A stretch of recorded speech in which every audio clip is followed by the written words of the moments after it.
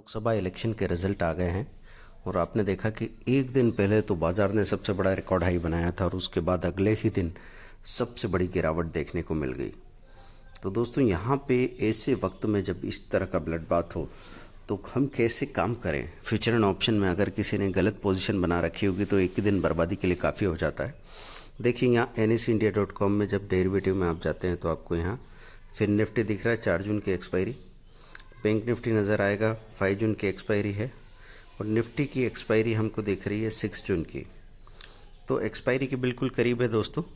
यहाँ पे हम जो नियरेस्ट कॉल है, अभी इतनी बड़ी गिरावट के बाद कॉल खरीदें या पुट खरीदें, तो निफ्टी का कॉल खरीद सकते हैं और पुट बहुत छोटा, क्योंकि इतनी बड़ी गिरावट हो गई है। तो कॉल हमने लिया सपोज़ 26 रुपीज़ का, पुट हमने लिया 10 रुपये या 5 रुपये के प्रीमियम का, और ये मानते हुए कि ये बड़ा रिस्की है, ये सारा का सारा पैसा हो सकता है कि प्रीमियम डिके हो जाए, लेकिन हम इतनी बड़ी पोजीशन नहीं बना रहे हैं। तो अपनी कैपेसिटी को कैलकुलेट करते हुए यही चीज़ बैंक निफ्टी में की जा सकती है दोस्तों। तो बैंक निफ्टी के कॉल पुट का कॉम्बिनेशन अगर आप बनाते हैं तो उसमें पूरे प्रीमियम डिके के चांसेस भी बनते हैं, क्योंकि एक्सपायरी बिल्कुल सिर पे खड़ी है। आज कल और परसों की एक्सपायरी है, तो इसका ख्याल रखना होगा। अगर ऐसा नहीं करना है तो लोग फ्यूचर में पोजीशन बना सकते हैं। तो इंडेक्स ऑप्शन के बजाय हम इंडेक्स फ्यूचर वाला ऑप्शन ले सकते हैं। तो अगर आप निफ्टी खरीद रहे हैं तो आज 10 बजे तक, पहले तो बाज़ार एकदम हो सकता है गैप अप खुले, उसके बाद फिर से सेलिंग आ जाए। 1 घंटे बाद तक बाज़ार सेटल होने लगेगा, तब हम निफ्टी में पोजीशन बनाएं। एसएल कम से कम 100 पॉइंट, आधा % का रहेगा, और साथ में पुट खरीदेंगे। नियरेस्ट आउट ऑफ मनी या एट द मनी पुट खरीदना होगा। वैसे ही हम लोग बात करें बैंक निफ्टी में, अगर फ्यूचर खरीद रहे हैं तो 200 पॉइंट का स्टॉप लॉस, आधा % का स्टॉप लॉस कम से कम लगेगा, और उसके साथ आपको out of money at the money put खरीद के रखना होगा।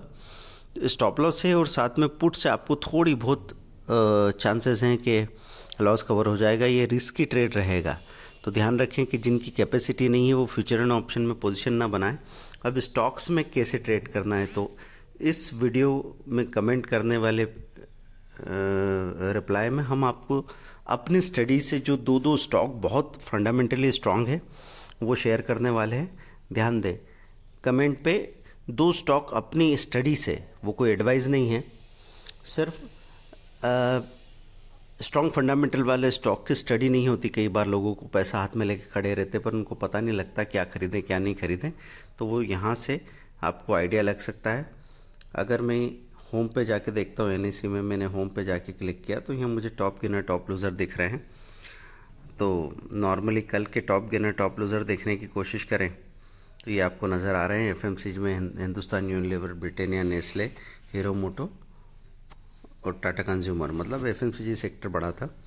और इधर अडानी के सारे share, Adani port, Adani power, ONGC, NTPC, तो अभी जब तक श्योरिटी नहीं है कि सरकार कैसे बनती है क्या करती है, तो PSU से दूर रहें। और अडानी ग्रुप का भी अगर आप छोटी क्वांटिटी में पोजीशन बनाएं और स्ट्रिक्ट स्टॉप लॉस रखें तो ही बात करें, क्योंकि उसमें एकदम से शॉर्ट कवरिंग आ सकती है अगर गवर्नमेंट उनके सपोर्ट में बन जाती है।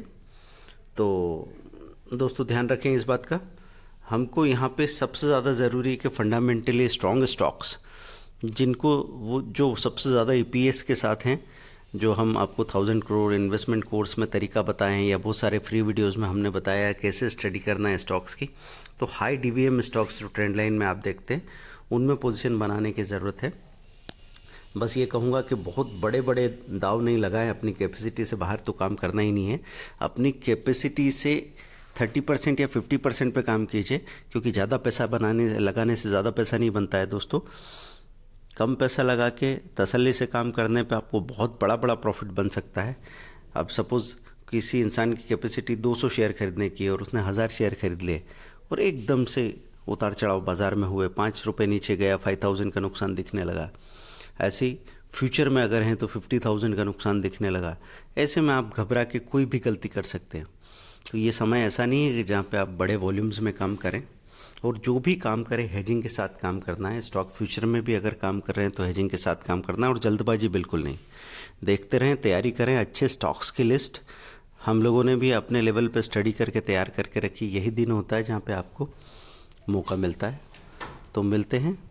आप अगर हमारे साथ अकाउंट ओपन करना चाहते हैं आप स्टॉक्स में, तो उसका लिंक दिया हुआ है, उसमें आप हमारे साथ काम कर सकते हैं। सीखते रहिए, पैसा बनाते रहिए। Thank you very much, bye.